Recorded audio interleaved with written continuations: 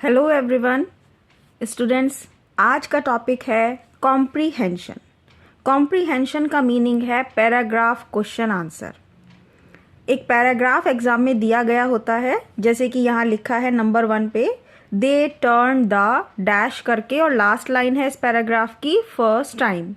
ये paragraph related है class 9th के chapter number 1 the fun they had lesson से।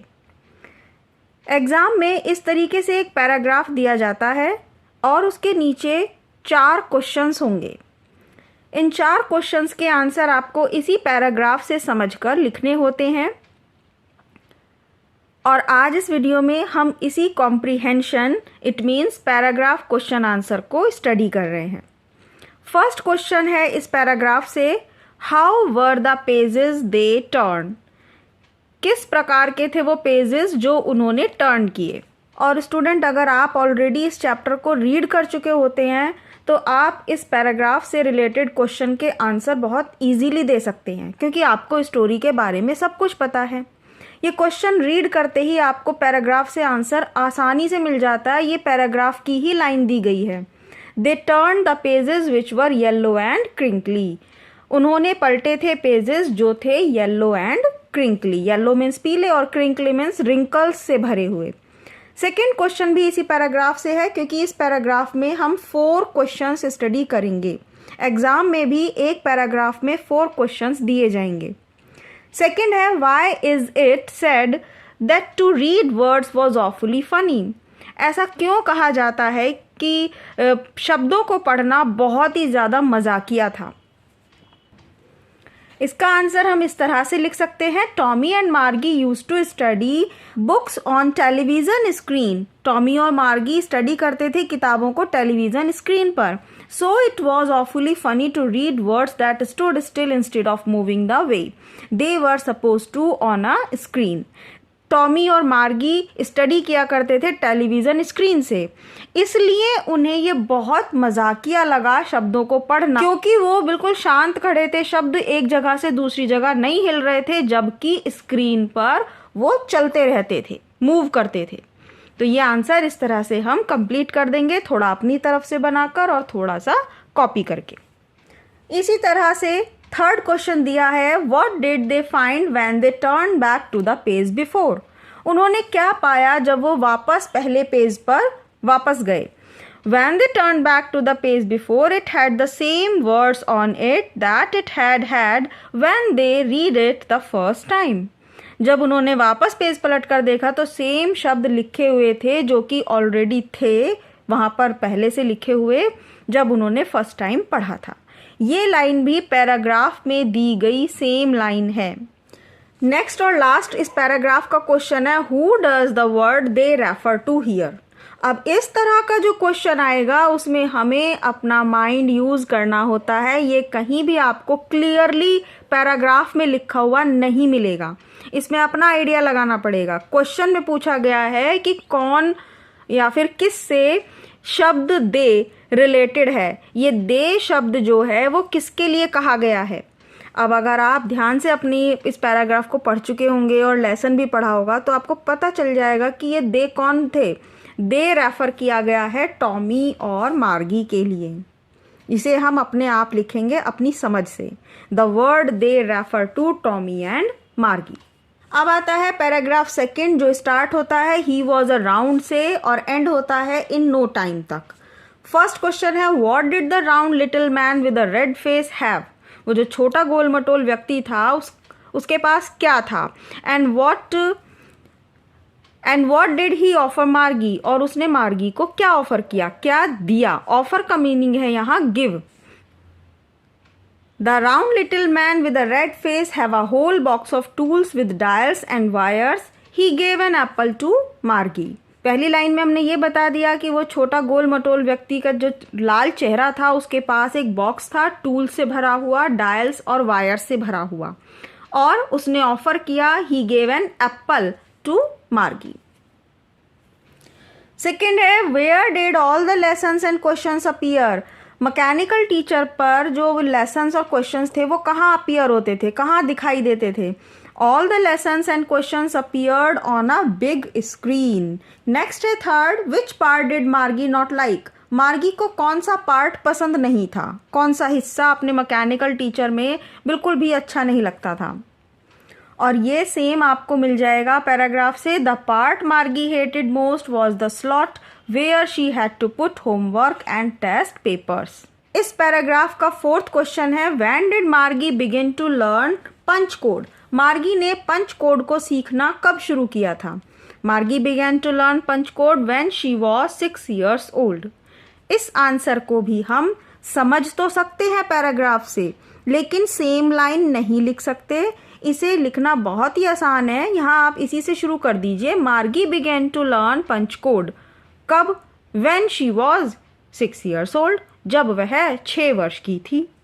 थर्ड पैराग्राफ स्टार्ट होता है टॉमी लुक्ड से और एंड होता है हैड अ टीचर तक। फर्स्ट क्वेश्चन है, what sort of school according to Tommy was it? किस प्रकार का स्कूल था टॉमी के अनुसार ये? According to Tommy it was the old kind of school that they had hundreds and hundreds of years ago। Second question is, did Margie know about such old kind of school? क्या Margie जानती थी इस प्रकार के, सच मतलब इस प्रकार के पुराने प्रकार के स्कूलों को? तो हमें सिर्फ सिंपली ये बताना है नो। इसमें आपको कहीं भी कोई ditto line, same line paragraph की नहीं लिखनी। केवल एक सिंपल सी बात पूछी गई है कि क्या वो जानती थी, तो वो नहीं जानती थी, ये हम जानते हैं क्योंकि हमने लेसन पढ़ा है। तो यहाँ लिख देंगे no, Margie did not know about such old kind of school. Third question है, when did such schools exist? कब रहते थे इस प्रकार के स्कूल, कब हुआ करते थे? तो बहुत ही सिंपल आंसर है जो कि हम कई बार पढ़ चुके हैं, सच स्कूल्स एग्जिस्टेड सेंचुरीज अगो। बस इस तरह से लिख देंगे, शताब्दियों पहले हुआ करते थे। थर्ड पैराग्राफ का ये लास्ट फोर्थ क्वेश्चन है, pick the words from the passage which are opposite to carelessly and inferior. ये इस तरह के क्वेश्चन जरूर आते हैं। अब इस बार के पेपर पैटर्न में इस तरह के क्वेश्चन शामिल कर लिए गए हैं यूपी बोर्ड में। आपको ऐसे पूछा जाएगा कि शब्द बताइए इस पैसेज में से जो इन शब्दों के अपोजिट हैं। इट मीन्स ये 2 शब्द इन्होंने अपनी तरफ से लिख दिए और इन शब्दों का जो अपोजिट वर्ड है वो कहीं पैराग्राफ में, पैसेज में छुपा हुआ है। आपको उसे ध्यान से समझते हुए, देखते हुए लिखना है। यहाँ है तो बहुत इजी, लेकिन बच्चे अक्सर घबरा जाते हैं, तो घबराने की ज़रूरत नहीं है। आपको ध्यान देना है पैराग्राफ पर। अब केयरलेसली है, यहाँ आपकी सुविधा के लिए तो हमने इजीली लिख दिया कि केयरलेसली का पैराग्राफ में दिया गया अपोजिट है केयरफुल। इन्फीरियर का अपोजिट क्या होगा? तो पैराग्राफ में दिया गया है सुपीरियर। तो इजीली आप इस वीडियो के द्वारा समझ सकते हैं। एंड आई होप आपने वीडियो को लाइक कर दिया होगा और चैनल को सब्सक्राइब कर लिया होगा। इसके लिए thank you so much. Carelessly, careful, inferior, superior. Paragraph 4 है, मार्गी वेंट इनटू से स्टार्ट होकर प्रॉपर स्लॉट पे फिनिश होता है।